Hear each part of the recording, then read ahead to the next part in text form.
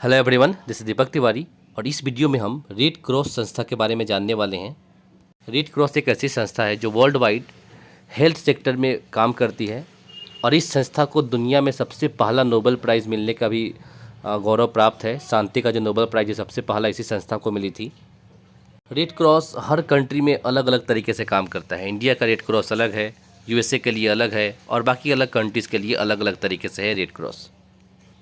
अगर हम बात करें इस संस्था की, तो इस संस्था का जो स्थापना हुआ था 1863 ईस्वी में हुआ था, 1863 में, और इसका हेड क्वार्टर जनेवा में है, स्विट्ज़रलैंड में। अगर हम आगे बात करें इस संस्था के बारे में, तो विश्व रेड क्रॉस दिवस से मनाया जाता है हर साल, जिसमें वर्ल्ड रेड क्रॉस या रेड क्रिसेंट डे कहा जाता है। इस रूप में इसका दिन बनाया जाता है और 8 मई को हर साल रेड क्रॉस डे मनाया जाता है। तो ये पॉइंट भी हमें ध्यान रखना है। रेड क्रॉस और अंतर्राष्ट्रीय रेड क्रॉस समिति, इसके संस्थापक का नाम बहुत बार पूछा जाता है। इनका नाम था हेनरी डुनेंट। हेनरी डुनेंट जो थे ये इसके संस्थापक थे और इनकी जयंती वाले दिन ही रेड क्रॉस की स्थापना की रेड क्रॉस डे मनाया जाता है 8 मई को। तो आप ध्यान रखना, 8 मई का डे काफ़ी इंपॉर्टेंट है। इस दिन को मनाने की शुरुआत 8 मई 1948 को हुआ था, जब एक वार्षिक अंतर्राष्ट्रीय रेड क्रॉस दिवस के प्रस्ताव को अपनाया गया था और इसे आधिकारिक तौर पर रेड क्रॉस डे के रूप में मनाना शुरू किया गया। इसलिए पहला रेड क्रॉस डे 1948 में मनाया गया था। ये पॉइंट आप ध्यान रखना, कई एग्जाम में पूछा गया है कि रेड क्रॉस डे 8 मई को तो मनाते हैं, पर शुरुआत कब किया गया था? तो 1948 से शुरुआत की गई थी इसकी। अगर हम बात करें इस संस्था की, तो संस्था ऑर्गेनाइजेशन दुनिया के सबसे बड़ी मानवीय संगठनों में से एक है ये। अगर अभी बात करें हम वर्ल्ड वाइड, दुनिया भर में 189 कंट्री, 189 कंट्रीज़ में रेड क्रॉस काम करती है और इसमें काम करने वाले जो स्वयंसेवक लोग हैं उनकी संख्या 97 मिलियन तक है। इतने 97 मिलियन की आबादी जो है इससे जुड़ी हुई है इस संस्था से और इसमें काम करती है इस संस्था के साथ। ये संस्था विभिन्न कार्यक्रमों के द्वारा, जैसे सेवाओं में से एक, सक्रिय भागीदारी में से रहती है हमेशा। आपातकालीन प्रक्रिया, समुदाय आधिकारिक स्वास्थ्य की देखभाल, आपदा की तैयारी, प्राथमिक चिकित्सा परीक्षण, आपदा पीड़ितों के लिए परिवार के संपर्क को बहाल करना शामिल है। ये इस संस्था के मुख्य कामों में से एक है।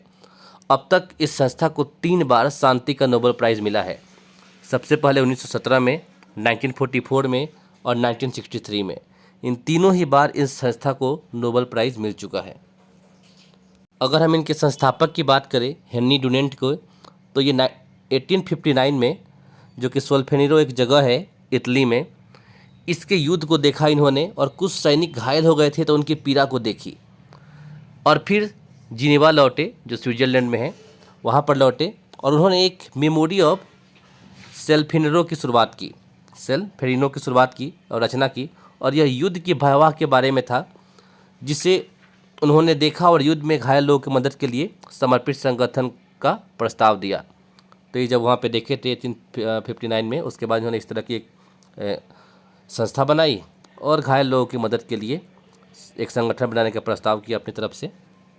और फिर इसके बाद 1863 में एक 5 सदस्यीय समिति ने डुनेंट के प्रस्ताव का अध्ययन करने के लिए बैठक की। अक्टूबर 1863 में एक अंतर्राष्ट्रीय सम्मेलन ने घायल सैनिकों के लिए राहत सोसाइटी की स्थापना के लिए 10 प्रस्तावों को अपनाया और एक समान विशिष्ट प्रतीक के रूप में रेड क्रॉस बनाया। तो रेड क्रॉस की स्थापना इस समय की गई 1863 में। इसके बाद 1864 में एक राजनयिक सम्मेलन बुलाया गया, जिसने प्रस्तावों को संधि के नियमों में बदल दिया।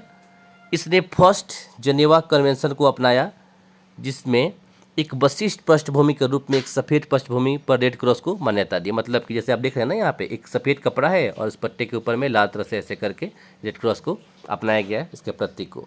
सफ़ेद पृष्ठभूमि पर रेड क्रॉस का प्रस्ताव वास्तविक में स्विस ध्वज लाल पृष्ठभूमि पर सफ़ेद क्रॉस के साथ उल्टा है, ठीक है। और इसके बाद से अब तक ये संस्था जो है काम कर रही है हमेशा। तो इस संस्था के बारे में जितने भी मेन पॉइंट्स है वो सारे पॉइंट्स हमने देख लिए, समझ लिए। अब कुछ ज़्यादा इंपॉर्टेंट पॉइंट नहीं है जिसके बारे में हम जानना हो और समझना हो। तो मैं यहाँ वीडियो यहाँ ख़त्म करता हूँ। मिलते हैं नेक्स्ट वीडियो में। Till there, bye bye, take care.